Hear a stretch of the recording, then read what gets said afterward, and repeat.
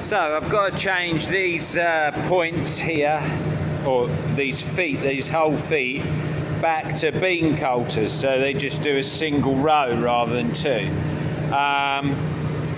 So that's a bit of a pain, but the machine is backed right in the shed here, and I need it further out to get the airline to it. So rather than use a tractor, I'm going to use the telehandler. Now I've got this 3-point linkage for the front there, which is very handy, which connects to it. Great, but the rear you need to work those packer wheels at the back, depth wheels, to lift the machine up and down. So what I did was get a couple of extensions that plug into the auxiliary hydraulics at the front of the telehandler, and they just plug into the pipes that lift those back wheels. Okay, I'm never really sure what position. This is a 3-way switch, so the top is for the valves at the back to tip trailers, the bottom is for the pickup hitch, a middle position which hasn't really got a picture on it and you wouldn't necessarily know was there. Mind you, similar to this has got a middle position that's not marked, but anyway, is for the front. So a little there, not sure what way round I've got it. There we go, up she goes. Lovely. So now I can pull it back a bit to get it where I can get an airline to it to take those, change these points.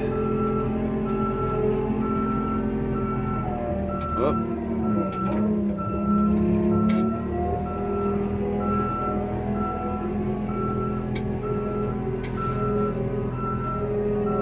Oh, it's bright now. Just there, I think. That'll do for the minute. And down. Oh, that's up.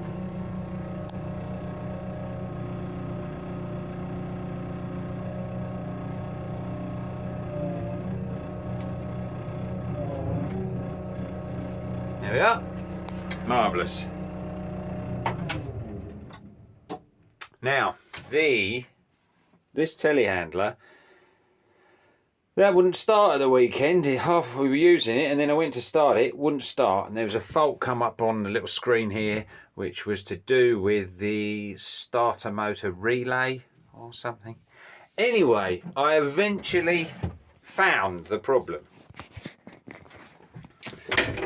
and it was a fuse that had gone, and the fuse. So you've got on this, there's a fuse box in here, sensible place. There's a fuse box behind this plate here, 4 bolts are into it.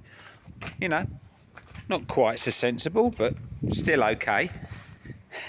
The fuse that had gone was actually behind this plate here. To get to it, you have to take that wheel off. There's not enough room otherwise.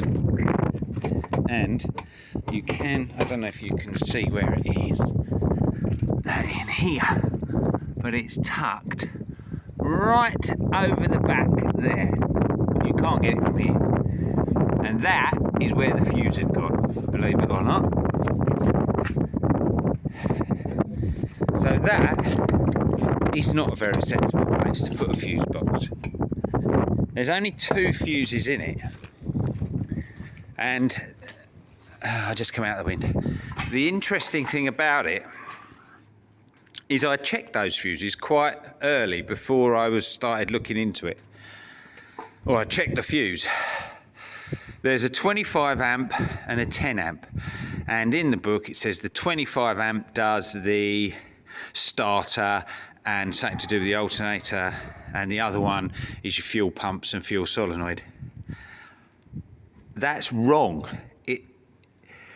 I originally thought because it turned out that the 10 amp fuse had blown, and I thought, oh, someone has put that in the wrong hole at the factory.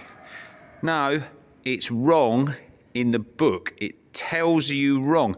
What's more, it's wrong in the wiring diagrams. The reason I know that is I swapped them because I thought they'd been put in wrong, and as soon as you turn the key, the fuse blew, the 10 amp blew, because it was trying to run the fuel pumps and everything else. So the fuel pumps definitely have the 25 amps and the start circuit is the 10 amp. But yeah, it's written down wrongly in the book. So having checked the 25, obviously that hadn't blown because that wasn't part of it. I then proceeded to take all the wiring, and I couldn't work out why there wasn't any power getting to a relay.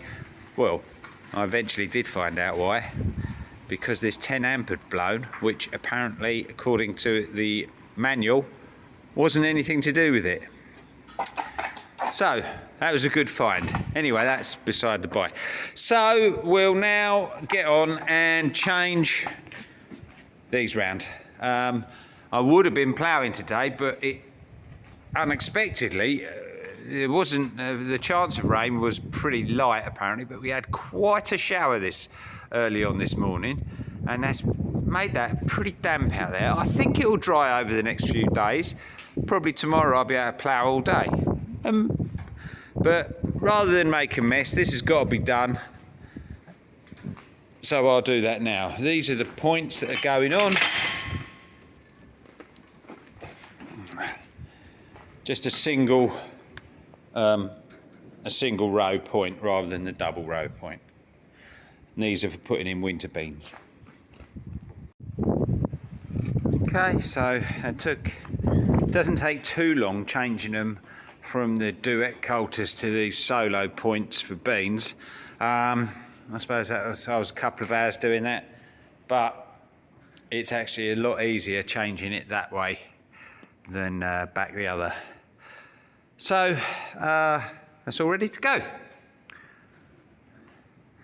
And it's brightening up nicely outside, so I probably will do some ploughing later. But I'll take this off now and go have some lunch.